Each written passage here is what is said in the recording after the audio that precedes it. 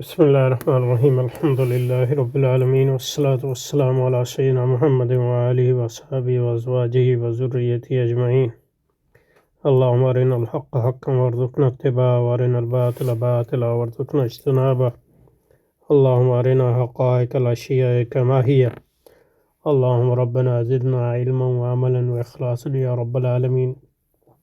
اللهم انصر أولياءك في غزة وفي فلسطين كلها وفي كل مكان. اللهم انصرهم على عدوك وعدوهم إنك على كل شيء قدير. اللهم فرج عنا وعن إخواننا في غزة وفي فلسطين كلها في كل مكان. اللهم نفس كربنا وكربهم وثبت أقدامنا وأقدامهم والطف بنا وبهم يا أرحم الراحمين. وصل وسلم على محمد عبدك ورسولك ونبيك وصفيك وخليلك وآله وصحبه وأزواجه وذريته أجمعين برحمتك يا أرحم الراحمين.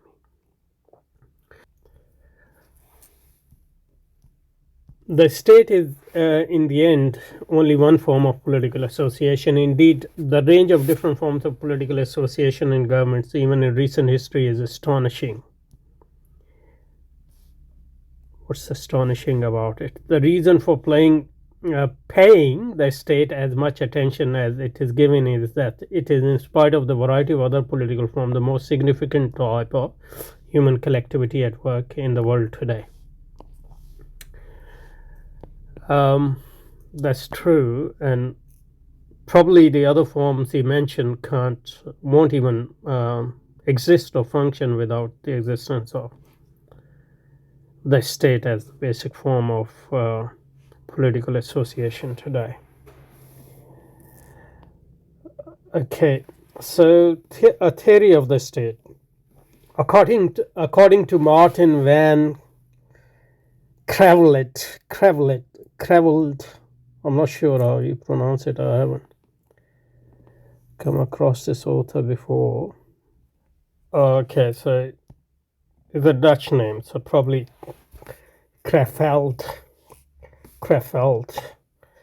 Martin van Creveld.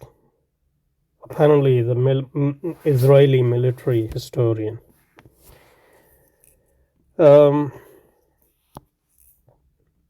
Number 4, the Raj, Cambridge University Press. The state emerged because of the limitations of the innumerable forms of political organization that existed before. I mean, just because something is limited doesn't mean that something else will emerge. There has to be some other. Since I haven't read the book, I can't say anything, whether this author is depicting Mr. Crefeld correctly or not, but that's not important at this point.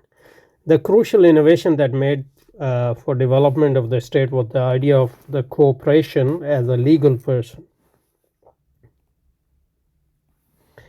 and thus of the state as a legal person.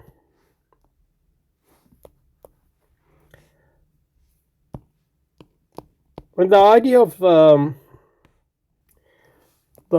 of legal person, the first is corporation.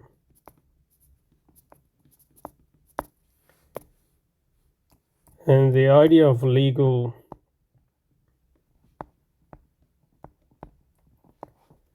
person, the idea of state as a legal.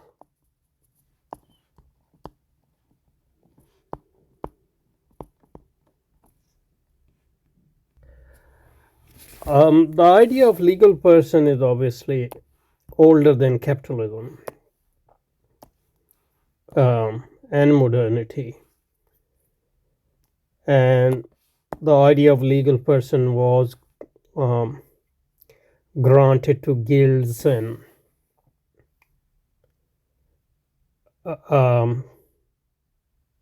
public services and public associations long before capitalism. But the idea of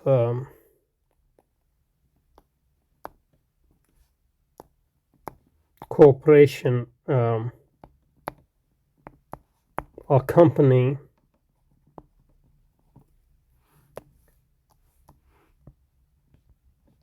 as a legal person is more closely related to capitalism.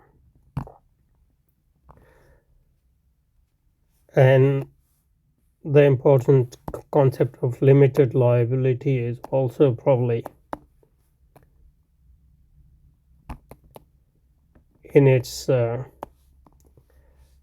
probably a more recent thing, probably emerged in 19th century. And I think the idea of the state as a legal person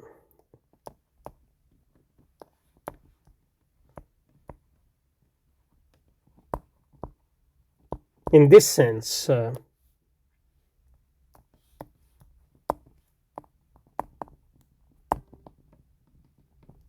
even if it existed before capitalism, I think in modern context,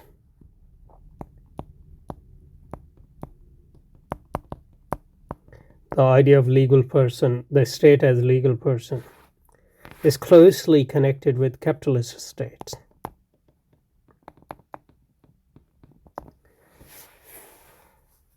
So to say that the state, in the sense of legal person, is something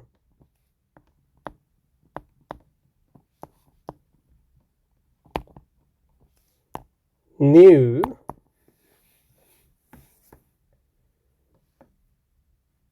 is basically to say that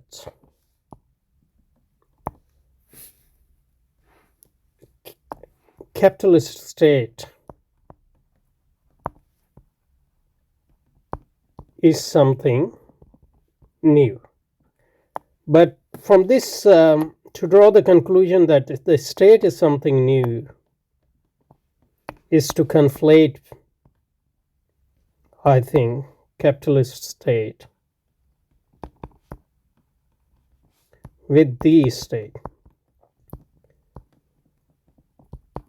The capitalist state is a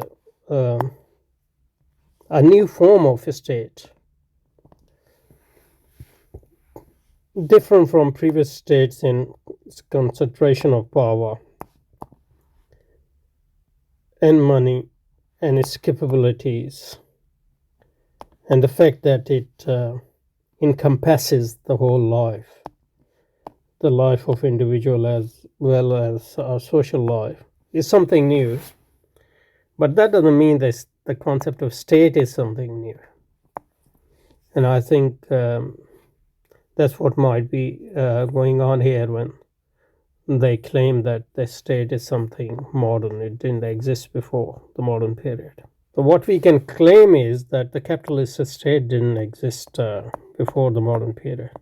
But from this, we can't draw the conclusion that the state per se didn't exist before the modern period.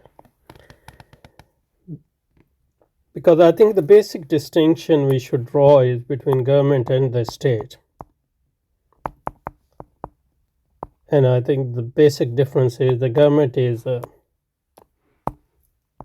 relatively temporary form of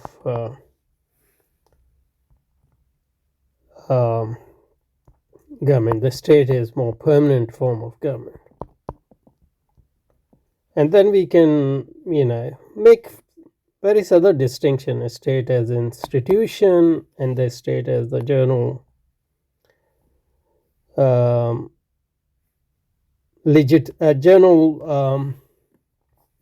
form of rationality, or general form of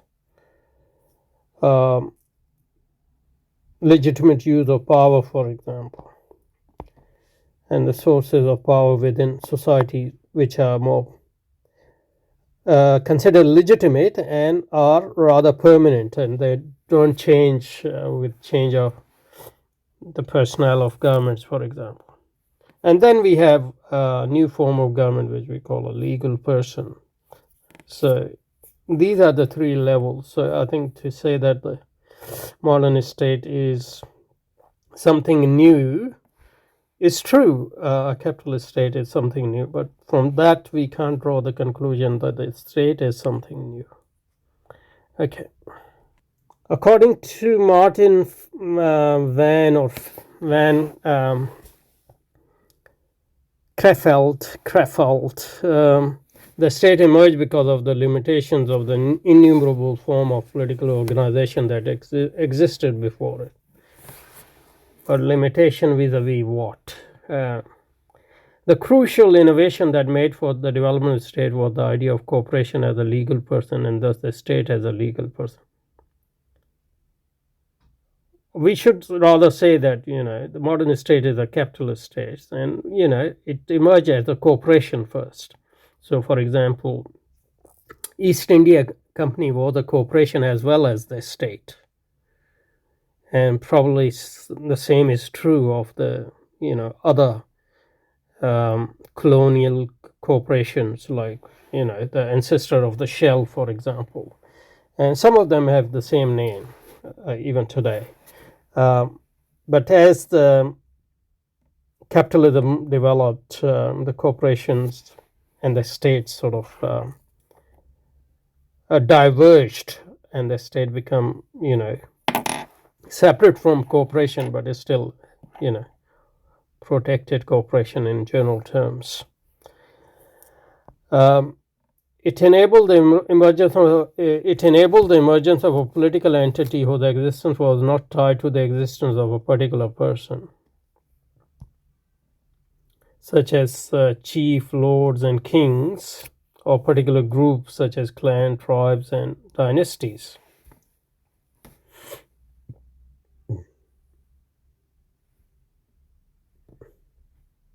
Well, we had the states which were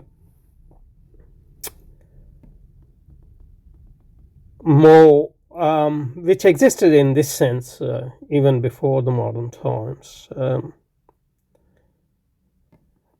We can argue that, for example, Tudor state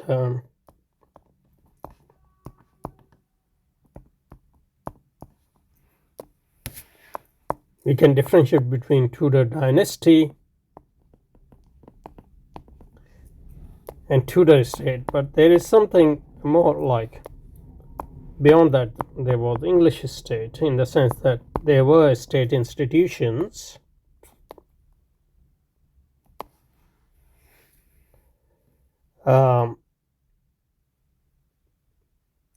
which consisted of centers of powers,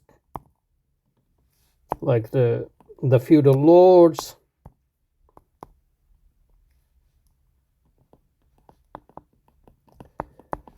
Christian church and its bureaucracy, Catholic church and its bureaucracy, and later on, Anglican church and its bureaucracy, education system, parliament even, and legal traditions, and institutions, different institutions of the state, like treasury and all those. They were not necessarily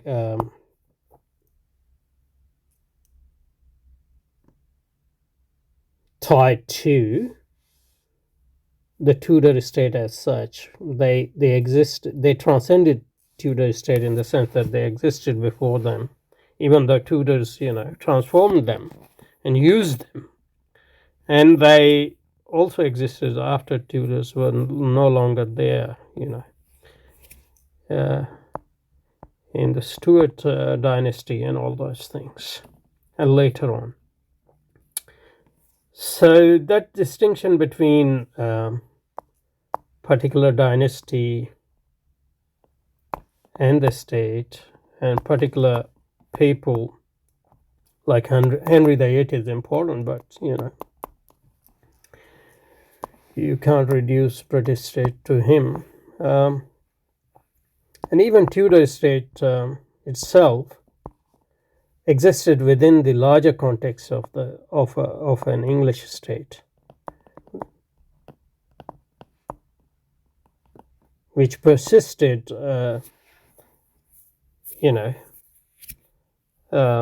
which existed before the Tudors and which existed even after the Tudors, even though Tudors and people afterwards, transformed that state into something more complex. But you can't reduce English state, which was